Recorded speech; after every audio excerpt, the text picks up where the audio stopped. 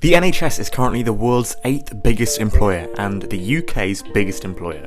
And it certainly deserves this title. It provides healthcare to all 4 of the United Kingdom nations, England, Wales, Northern Ireland and Scotland, as well as providing it free at the point of care, and arguably being the biggest token that the UK has to offer. And it's definitely going to come up in your MMI. So how exactly do you talk about the NHS? Now, if you don't know how to talk about it, if you don't know how to approach it, well, we're going to be going through that in this video. We're going to be talking exactly about what kind of things can come up out of the NHS in interview, and then finally we're going to speak about how questions about the NHS got brought up in my interviews and how I handled them. So if that sounds like a good thing to you, stick along till the end of the video. Okay, if you don't know who I am, to those of you who are new, my name is Akshi. I'm a second year Imperial College medic at Imperial College London. And to those of you who are returning viewers, hello again. We are trying to upload regularly once more. I know we left a gap a while ago. I'm trying to avoid that now. I'm in my Christmas holidays now, so I've got a bit of time to make videos, etc.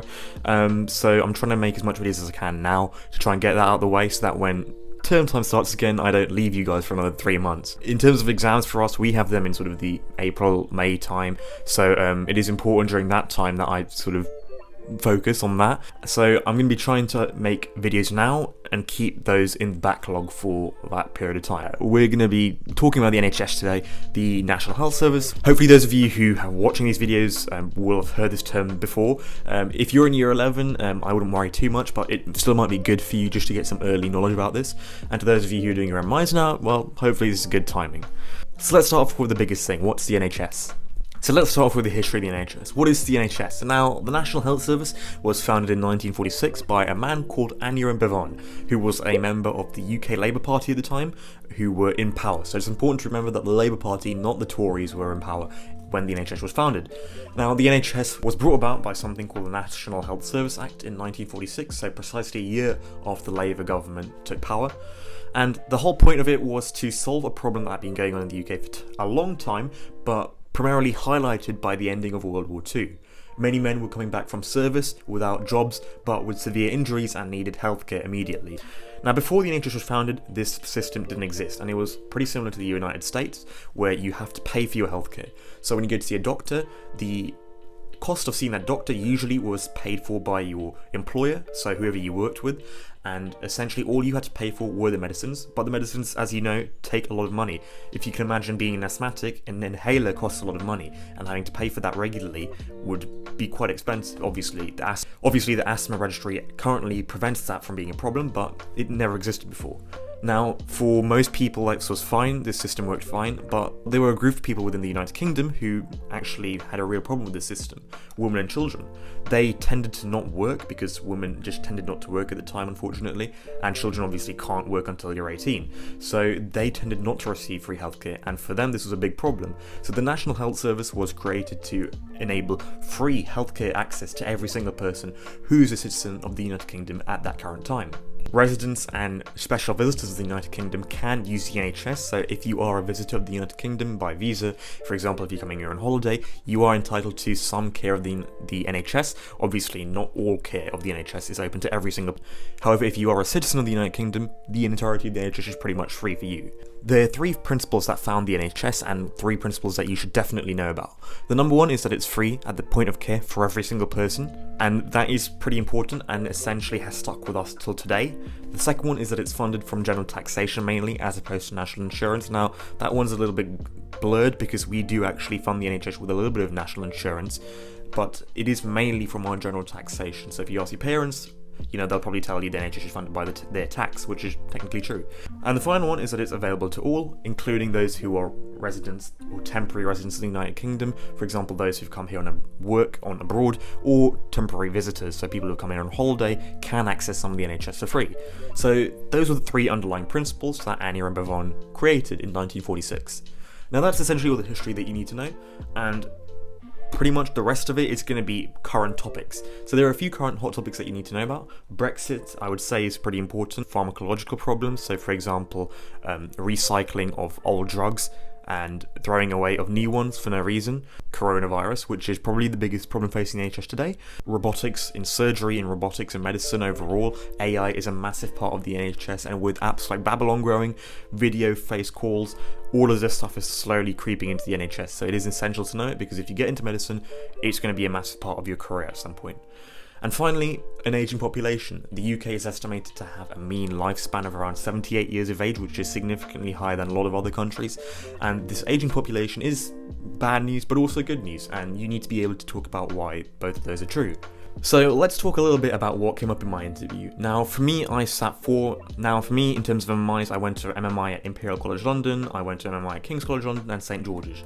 Now, all three of those interviews brought up the NHS in some capacity, and it's true that pretty much every interview will bring it up because it's just such an essential station that they do need to make sure you know what you're talking about. Now, exactly how to talk about this is going to be difficult, so what we're going to try and do is we're going to go through a few key issues that will come up at your interview or are likely to come up, and we'll talk about how to handle them.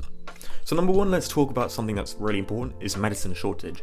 Now, medicine shortage is an issue that has come about pretty recently due to the increase in chronic diseases in the United Kingdom, such as Parkinson's, heart disease, dementia, and a variety of other diseases. Now, with those diseases, chronic treatment is usually required, long-term care is required, and also long-term medications are required. So for that to be possible, you need to have a high supply of these medications, and that just doesn't exist at the moment. And there are a lot of problems for this. What they will probably ask you is how you would solve this problem. Now, to be honest, there's no right answer for this, because if there was a right answer, this problem wouldn't exist. So the best thing for you to do is to, first of all, briefly, and you should do this with any question to be honest, first of all, explain the question very briefly in 1 or 2 lines. So you might want to say something like, medication shortage is a problem that primarily deals with the shortage of a supply of medications that are required to deal with many diseases, particularly those which are chronic, such as Parkinson's, Alzheimer's, heart disease. Now, the problem with these questions is that once you explain it, you've got to give your opinions on it. And in a way, that's also an easy thing, because opinions are very easy to give. In the interview, you're lucky enough that there are no right answers typically. All you're required to do are give your views on an argument and potentially come up with a solution. So the next thing you'd want to do are give views. So this is split into 2 parts. You want to give your views and then the opposing views. Now, a lot of people tend to forget to give the opposing views, and it's a really important part of the question. And in some cases, if you don't give the opposing views, they will call you out on this, and it won't look good for your overall mark. So when you're talking about medication shortage, you might want to say, first of all, I believe medication shortages are a difficult problem to solve, because with the rise in the population of the United Kingdom, as well as the increasing lifespan, it means that there are more people years that the NHS have to care after. And this means that for the NHS to care after people, they need medications which aren't existent. Now you need to give your opposing view. Some people, however, might disagree with this idea. They may think that medications should be privately offered. People who do not take care of their health, in some people's opinion, might be responsible for getting their own medications to care for themselves. Now, obviously you don't disagree, but it doesn't mean you shouldn't say it and call it out in the interview. They really want to see you tackling both sides of the argument, because if you don't tackle both sides, you're just tackling your side of the argument, which is a very easy thing to do. Now, obviously, at the end, once you've given your brief introduction, your 2 views, you need to give a solution. Now, the solution is usually the toughest thing to do, because it's the only thing that essentially requires you to do some critical thinking. Now, for something like medication shortages, what you could say is something like recycling old drugs that are not past expiration date but have just been thrown away for no reason, or reducing the amount of antibiotics that are prescribed by GPs. Not only would this, solve the problem of medication shortages, but it also solve the problem of antibiotic-resistant bacteria, which is a really big issue currently, not just in the UK, but across Europe and across the whole planet, essentially. If coronavirus isn't going to be here for another 5 years, there are many reports that suggest antibiotic-resistant bacteria will probably be the next big pandemic, and they probably won't be too far in the future. Now, by doing this, not only have you solved one problem, you've also solved another problem, which is actually really good. Now, all of that should come out to about 45 seconds. An answer shouldn't take more than a minute or so, but to be honest, it's better to have a long answer than a short answer, because a short answer just gives them more time to ask you more questions. The longer answer that you give not only covers more material, but will show you more of a deep thinker, and also doesn't give them the chance to ask you loads of questions. So it's always good to give a slightly longer than a slightly shorter answer. And the final key issue is coronavirus. Now, coronavirus not only is an issue in itself, but also has impacted a lot of other key issues. Medication shortages, Brexit, mental health, robotics and surgery, they've all been impacted by coronavirus. And it's key that you do bring this up because coronavirus will probably come up in your interview. It's not guaranteed because they might think that everyone's done research on it and therefore it's not a very good question to ask. But it probably will come up in at least one interview.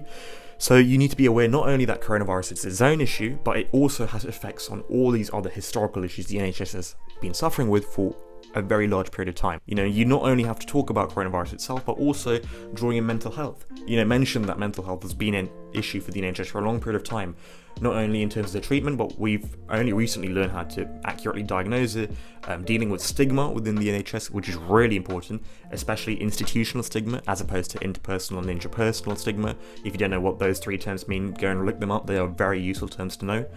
And essentially, that is what you do need to do when they bring up coronavirus. Talking about other historical issues, dragging them in, and talking about them, still using that key framework, but making sure that you're acknowledging that coronavirus not only affects the NHS, but affects other historical issues that the NHS has been dealing with. Now, I do hope that that's been a useful video. I gather it might be a little bit complicated. I hope I've taken the time to explain it reasonably well. We did do an NHS video last year, which did pretty well, but I recall getting a figure wrong. I believe it was the date the NHS was founded, which is not the best look. I believe that I have got it correct this time. I've double checked it this time, which is 1946, so apologies if that was wrong. If you want to go and check that video out, you can. I will leave it somewhere here, or if not, in the description, or just click on my channel and search for NHS video. Yeah, I guess that's everything. I hope you enjoyed the video. If you do have any questions, you're more than welcome to contact me. My email's in my channel somewhere, but Instagram's probably easier. I'll leave it like here.